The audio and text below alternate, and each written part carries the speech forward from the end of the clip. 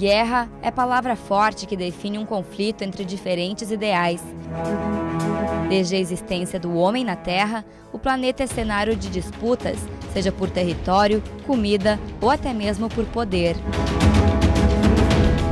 No dia 28 de julho, a Primeira Guerra Mundial, conflito que envolveu todas as nações, completou 100 anos. Mesmo sendo inicialmente neutro, o Brasil acabou participando diretamente no confronto quando, em 1917, o navio Paraná foi atacado por submarino alemão. Para marcar a data histórica, o livro U-93 será lançado nacionalmente para contar a participação brasileira na Primeira Grande Guerra. O Brasil tem uma participação muito modesta na Primeira Guerra Mundial, diferentemente da Segunda Guerra, onde já houve uma presença militar mais consistente, né, com 25 mil soldados. O Brasil teve apenas, na Primeira Guerra Mundial, aí alguns militares do Exército, que acabaram comandando grupamentos do Exército francês. Um dos destaques desses caras foi o José Pessoa Cavalcante, irmão do João Pessoa, que viria a ser governador da Paraíba, e sobrinho de Epitácio Pessoa, que viria a ser presidente do Brasil. José Pessoa, ele inclusive passou pela Escola Militar, Colégio Militar de Porto Alegre, onde ele se formou oficial. E daqui ele alçou carreira no Exército e acabou comandando um grupamento francês no fronte. Além desses militares ligados ao Exército, o Brasil enviou uma divisão naval de operações de guerra, composta por 8 navios, mas 8 navios, assim, digamos, já sucateados na época, navios tecnologicamente defasados em relação ao que havia de mais moderno na época. Até é bom esclarecer isso, porque a Primeira Guerra Mundial foi uma época de grande transformação tecnológica. Então, assim, navios com 6, 7, 8 anos, como era o caso de alguns desses navios brasileiros, eles já estavam defasados em relação ao que havia de mais moderno, porque a Primeira Guerra Mundial ela foi um palco de experimentos de várias armas, como granadas, metralhadoras, lança-chamas, os próprios torpedos usados nos submarinos. Então, os navios brasileiros, embora alguns relativamente novos em termos de idade, eles estavam defasados tecnologicamente. E esses 8 navios brasileiros, por conta aí também de uma série de problemas mecânicos, eles acabaram fazendo algumas paradas inesperadas no caminho até a Europa. Esses navios tinham a missão de patrulhar a entrada do mar Mediterrâneo, mas por conta desses problemas mecânicos e também em razão de um surto de gripe espanhola que aconteceu na chegada ao continente africano, a chegada do Brasil desses navios ao mar Mediterrâneo acabou sendo muito protelada. E esses navios chegaram um dia antes do armistício, ou seja, um dia antes do fim da guerra, nossos navios chegaram ao teatro de operações. Sim. Chegamos só para a festa, né? A comemoração da vitória. Pois aí, eu ia te perguntar, como é que tu enxergas assim, essa inserção do Brasil atrasada, tanto na Primeira Guerra quanto na Segunda? Já estava acontecendo, já tinha, né, o conflito já estava rolando e daí o Brasil entrou. O Brasil, historicamente, ele é um país que procura se manter neutro nessas animosidades internacionais. Isso é uma coisa que vem desde o começo da República Brasileira, praticamente. O Brasil, no começo da Primeira Guerra, era uma república jovem, né, engatinhando, tinha 20 e poucos anos. E o Brasil sempre buscou não se envolver diretamente nesses conflitos. Mas só que nessa época não havia ainda a noção de que esse era um conflito globalizado. Foi o primeiro conflito que acabaria envolvendo praticamente todo o planeta, ou se não todo o planeta, as principais potências e muitos países satélites ligados a essas potências, como era o caso do Brasil, né? O Brasil acreditava que poderia se manter neutro, mas com o desenrolar dos acontecimentos foi vendo que não havia como se manter neutro, porque o Brasil era um país exportador, principalmente de café e cereais, e os seus principais mercados eram a França e a Inglaterra, e o Brasil simplesmente não podia abrir mão desse seu negócio em razão de haver uma guerra envolvendo esses dois países. O que acabou acontecendo? A Alemanha, ao decretar ali que iria impor um bloqueio naval aos países inimigos, ou seja, a Inglaterra e a França, tentando evitar que chegassem suprimentos e alimentos, coisas indispensáveis a esses países, a Alemanha colocou o Brasil numa sinuca. Olha, se vocês continuarem exportando e mandando seus navios para lá, eles estão correndo o risco de serem afundados pelos nossos submarinos, porque nós não pretendemos permitir com que esses navios continuem abastecendo nossos inimigos. O Brasil, na impossibilidade de abrir mão desse negócio, que era muito importante na época, o Brasil decidiu arriscar. E aí começaram os torpedeamentos de navios brasileiros, a partir de 1917. O primeiro navio foi o Paraná, em abril, e aí já alguns dias depois, o Brasil rompe relações diplomáticas com a Alemanha. O rompimento de relações diplomáticas gera uma retaliação alemã praticamente imediata. 2 navios, o Tijuca e o Lapa, são afundados mais ou menos um mês depois.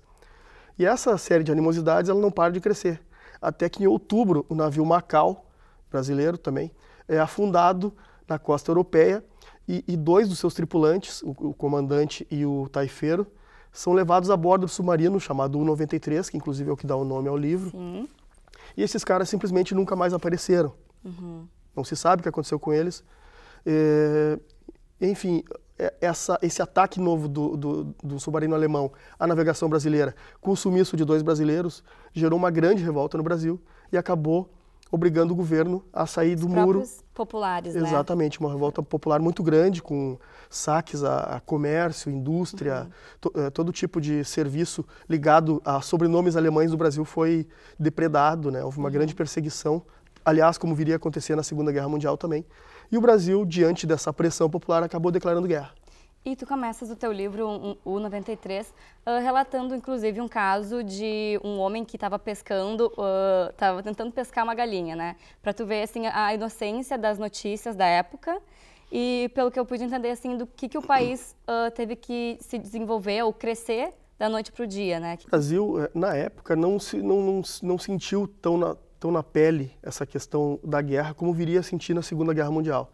O Brasil, aí, durante toda a Primeira Guerra, a navegação brasileira teve 20 e poucos mortos. É claro que uma morte é uma coisa dolorosa para uma família, evidentemente, mas eu não estou querendo diminuir isso, mas eu digo o seguinte, se a gente for comparar o tamanho da tragédia que foi a Primeira Guerra para o Brasil, com 20 e poucos mortos na navegação mercante, contra mais de 1.500 na Segunda Guerra Mundial, a gente vai ver que a proporção foi bem diferente. Então o Brasil, na Primeira Guerra, ele não chegou a sentir na pele os efeitos, vamos dizer assim, da beligerância da guerra. O Brasil acabou sentindo a questão da gripe espanhola, mais de 150 marujos da Divisão Naval de Operações de Guerra acabaram morrendo na costa da Europa, foi um trauma muito grande. Muitos médicos brasileiros, o Brasil enviou uma missão médica para a França para auxiliar no tratamento dos feridos e tal. E muitos médicos também acabaram perecendo em razão da gripe espanhola. Finalmente, a gripe espanhola, que começou na Europa por questões sanitárias, acredita-se, em razão daquele grande número de mortos e aquele ambiente pútrido da guerra, aquilo acabou chegando ao Brasil também. Nós tivemos um grande número de mortos aqui no Brasil em razão da gripe espanhola, mas assim foram consequências mais indiretas do que propriamente diretas. Assim, a gente não teve um ataque da Marinha Alemã, por exemplo, ou uma cidade brasileira, não tivemos uma tentativa de invasão, não tivemos nada assim. Então, não foi um impacto grande desse ponto de vista na Primeira Guerra.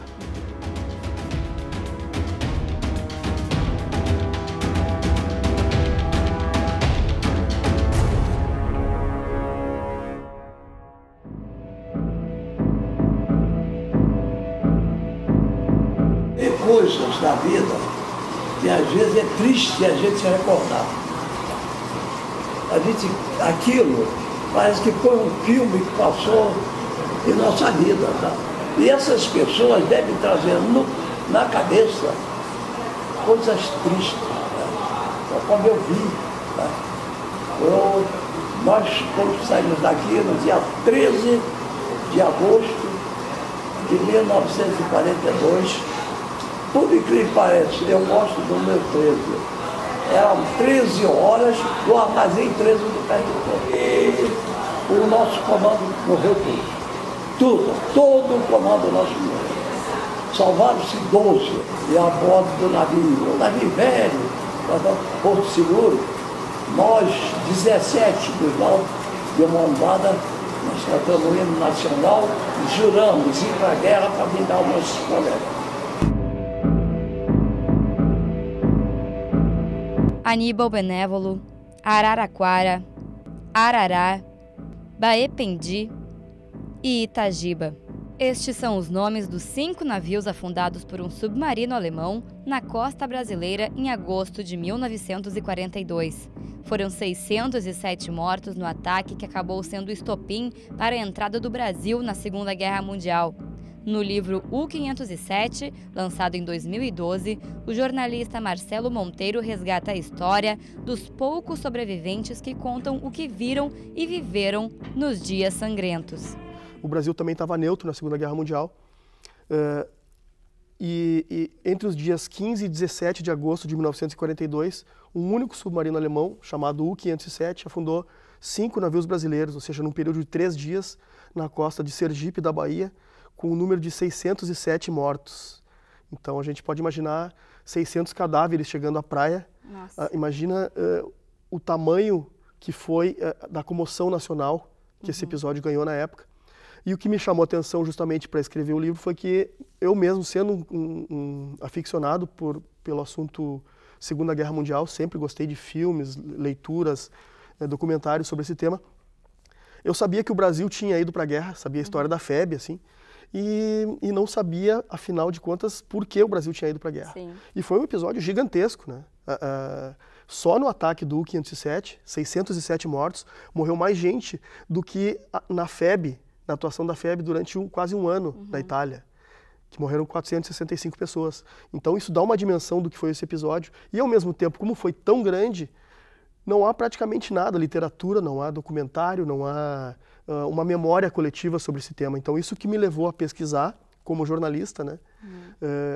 Era uma história que eu achava que merecia ser contada e que não havia sido contada devidamente. Nos 2 livros, foram ao todo 6 anos de pesquisa. O U-507 foi um livro mais complicado de fazer porque ele envolveu a localização de pessoas, né, de sobreviventes dos torpedeamentos. Foi uma coisa bastante difícil, desafiadora, mas também muito recompensadora, né? Tem uma historinha aqui do U-507 que é espetacular, assim. 2 meninas com 4 anos de idade sobreviveram ao torpedeamento do navio Itagiba, na costa da Bahia. E elas foram fotografadas depois do torpedeamento, lá na cidade de Valença, na Bahia.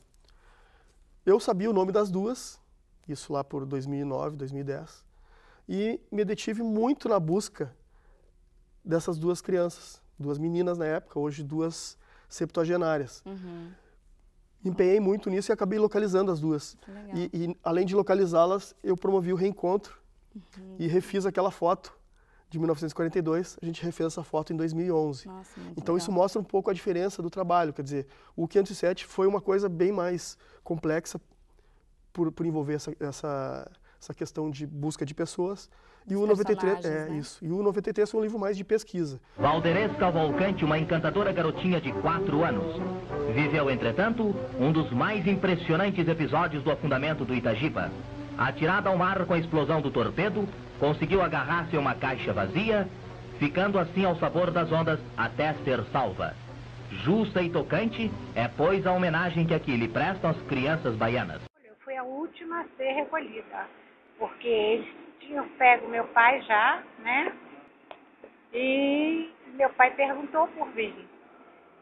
Então eles disseram que eu não tinha sido recolhida. Então meu pai falou para eles: então tu me larga no mar, porque se minha filha não sobreviveu, eu também não quero sobreviver. É quando eles olharam e avistaram alguma coisa boiando muito distante e foram atrás e era um caixote.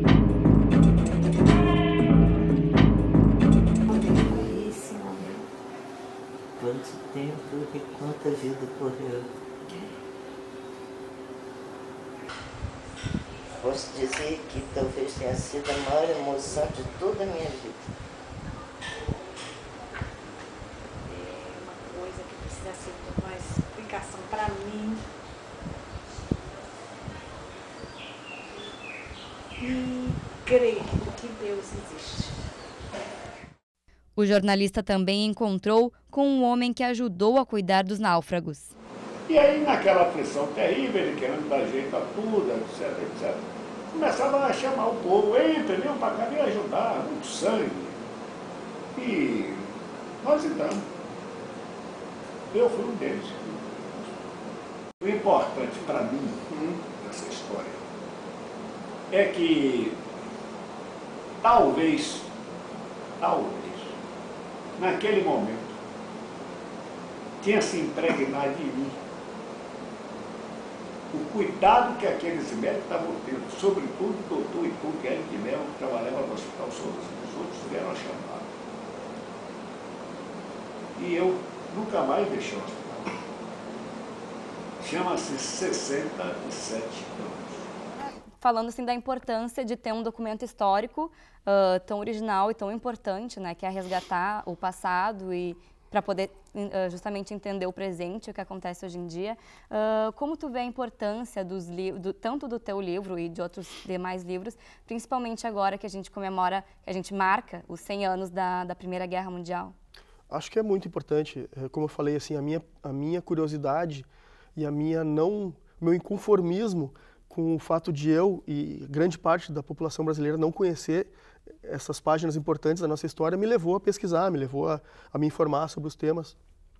E eu acho que o livro ele tem essa missão assim de despertar nas pessoas a curiosidade, principalmente quando a gente tem uma data importante, como agora os 100 anos da Primeira Guerra Mundial, né, que a mídia toda mundial se voltou para esse assunto. Inúmeros livros internacionais falando sobre a Segunda Guerra Mundial, sobre a Primeira Guerra Mundial, no mundo.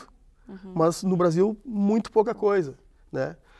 E é o que eu acho, assim, que costuma acontecer, assim, a gente ainda não despertou para a nossa história, para a importância da nossa história, e tenho certeza que quem mergulhar, quem, vamos dizer assim, tentar se aprofundar nesses assuntos, tanto na Primeira quanto na Segunda Guerra, que são a continuação uma da outra, vai nos entender como país hoje muito melhor do que quem simplesmente ignorar isso. Esses fatos foram fatos assim extremamente importantes para a humanidade, né?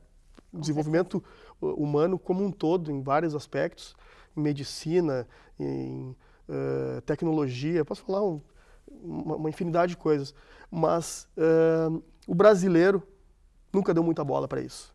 E eu acho que nunca é tarde para que a gente acorde, né, para a importância desses fatos históricos ligados aos nossos ancestrais, vamos dizer assim. Com certeza, ainda mais vendo que nós estávamos lá, né? Estávamos presentes. Estávamos lá e pouca gente sabe. Principalmente na Primeira Guerra, as pessoas simplesmente não sabem que o Brasil teve uma presença, né? Exatamente.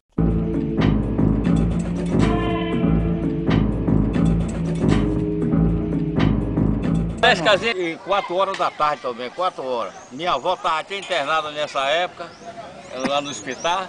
Aqui chegou o Aragipe Porto Seguro para pegar o povo. Aqui o povo, já quando viu, vinha, tá vendo aí, tava aquela peixe em cima d'água. A moça disse, que peixe vem aí? Mentira, era a bomba que o submarino soltou. Quando bateu no casco do navio, foi...